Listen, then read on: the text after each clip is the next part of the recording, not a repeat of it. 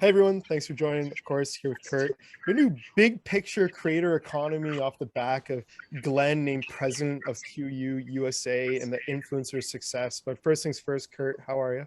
I'm doing great. How are you, Jason? Good. The trophy looks shiny and all fixed. Yeah, it's fixed. Trophy's fixed. Yeah.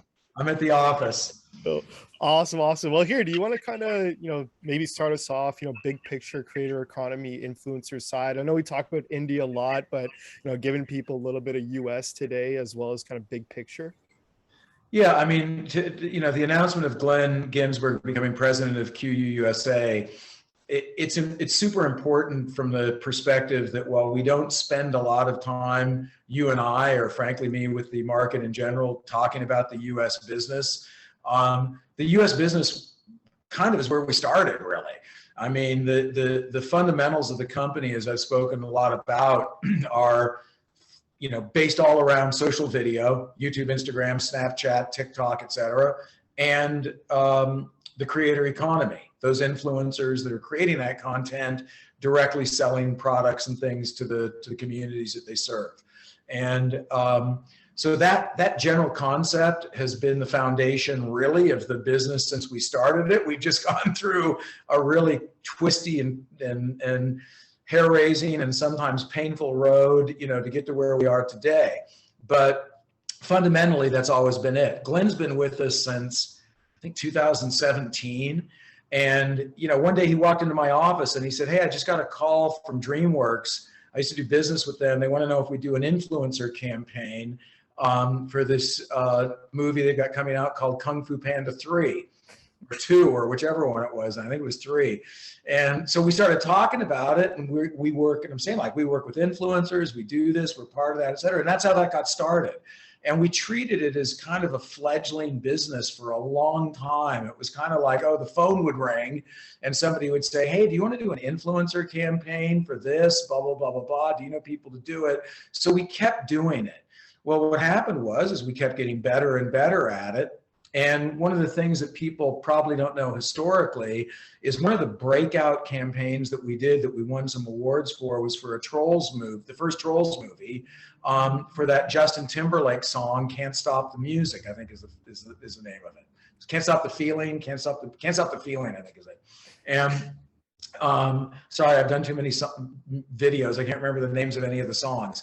So anyway, that Justin Timberlake song, which became a hit song, we did a campaign for that, an influencer campaign on Musical.ly.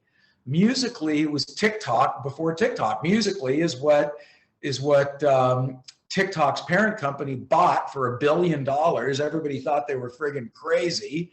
And Musical.ly was the thing that all the kids in the US were looking at and using that's become what we now know as TikTok. And so that whole thing was where we got started. And as a result of that, and part of what's driven the business for us along the way, is that I would make the argument that there's nobody in the world who is more successful, more knowledgeable, more experienced in doing influencer marketing campaigns on the TikTok platform. Well, guess what? TikTok's, talk about a rocket ship. TikTok is the ultimate rocket ship in the creator economy and short form video world. And we're strapped right onto that because we've been doing it before they were even TikTok. And so as a result of all of that, Glenn and the team has kept growing. And, we went through, most of the people who are probably listening to this know about all the challenges that we went through in 2020 when COVID hit, both in India and in the US. We lost all of our customers for the influencer business here, which were all the major studios because there were no movie theaters open. And we've recovered from that. And not only have we recovered from that, but we've recovered big time. And now we've had, triple-digit revenue growth. We're in the middle of that. We know that's going to happen in the quarter we're currently in. We've got more customers than we've ever had in the history of the company that are coming to us. We have a bigger pipeline going into 2022 than we've ever had. And we've added headcount and bodies to this. So it became clear that I needed somebody. I'm so wrapped up in India. I'm so busy with so many things around the business. I couldn't really manage it at the level that it needs to be managed going forward. And Glenn has really been operating as the president of that group and running it, et cetera, et cetera. So today's announcement is about not just elevating his role, but elevating actually the importance of that business going into 2022 for us. Yeah, and we'll talk about one of the hires as well. But before that, I mean, I wanted to list off some of the clients. I mean, these are crazy names, right? You got Universal in there, you've got Capcom, 20th Century Fox, you got Sony, DreamWorks, Warner Brothers, Netflix, Hulu, and a bunch of others. So incredible. This isn't just a small list of clients. These are companies that are putting out multiple campaigns and movies a year, I would imagine. And so some great kind of revenue for the company. Anything you want I mean, we're in LA, so we're in the middle of the entertainment business. I have a background and lineage in that world. Glenn does as well. Glenn was at Disney. He was at Viacom before that. So we know a lot of people in the business. We have friends of friends who are, heads of studios or heads of marketing divisions, et cetera, and a lot of it's relationship based. But the other thing is that we just delivered over and over and over again. I mean, it's, I don't know if we've ever had a campaign actually, and now we're probably talking about, certainly dozens of campaigns that we've run over the years, probably over 50 if I was to count them all up. And we've never had one that hasn't over delivered. I mean, we're just, we really, not to sound sort of arrogant, but we really know what we're doing. And Glenn really knows what he's doing, and he's got a team underneath him that really knows what they're doing. And so what's happened now, what's super exciting, is now we're getting inbound business coming to us because people have heard about us. So people are like, oh, who did that campaign? Oh, that's the guys at QYOU Media. And so we've had, I would say we've had more inbound RFPs for work in the last 60 to 90 days than we've had since we started this back in 2017 as kind of a hobby business within the business. And so, the thing is, this goes for India or the US or who knows, wherever else in the world we may end up eventually. I've said it before, I'll say it again. The influencer marketing, creator-driven economy, social commerce, direct selling of brands, direct relationships with communities and fans, that's where this is all going. And I mean, when we get into the metaverse and crypto wallets and all the rest of this stuff where the world is going, that's going to be driven by these people and to that audience. I mean, my friggin' teenage kids and my kids that are in their 20s, they're going to be part of that crypto metaverse world that, I mean, there's a reason Facebook changed their name. Zuckerberg, people may love him or hate him, but he's not stupid. And, he knows where the world's going. And so the belief that we have is that we're incredibly well positioned, despite the fact that I don't spend a lot of time talking about it, in the US market to really grow with that. And that's why we put Glenn in the position he's in. That's why we hired another guy, Andrew Fox, who's a very senior guy with a tremendous amount of experience. That's why we upped the level of some of the people that have been trained under Glenn and know the business, and we're adding bodies underneath them. So you can expect that you're going to see real substantial growth in that business in 2022. Yeah, and I wanted to say, with successful campaigns, not only do you attract customers, you attract talent. Do we want to give a quick high level for Andrew Fox? Yeah, I mean, Andrew's been around. A lot of these companies people probably wouldn't be super familiar with because a lot of the, companies that are in the influencer space are not as well known. It's not like talking about, he doesn't come from, Ogilvy or something that was doing it. It's been a boutique driven business. But Andrew's business has always been driving data-driven campaigns for all the companies that he's worked with.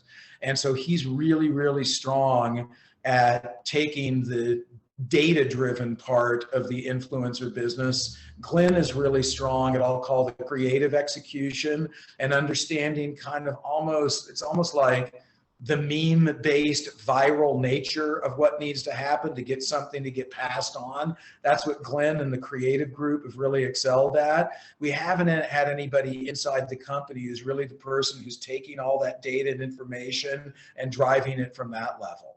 So that's really where Andrew's coming in on the account management and sales side. He also brings with him a long list of customers and brands that he's worked with in his past that we haven't worked with. I don't want to name them off right now because we're talking to some of them, but don't have deals with them yet. But bottom line is that he's filling a role in the company that we haven't really had, and gives us a lot more depth in terms of what we can execute going forward. Yeah, no, awesome. Well, look, a pretty deep announcement in terms of, vision for where things are going, and obviously some great traction in the growth. Anything else you wanted to kind of cover in this video?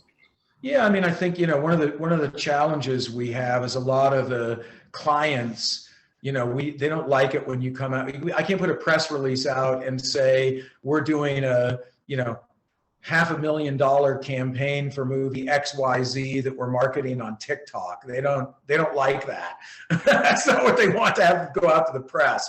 So that's one of the reasons that we don't talk about it a lot, because it's kind of like there's lack of opportunity for us to toot our own horn, so to speak, about how things are growing. I think what people should realize is that,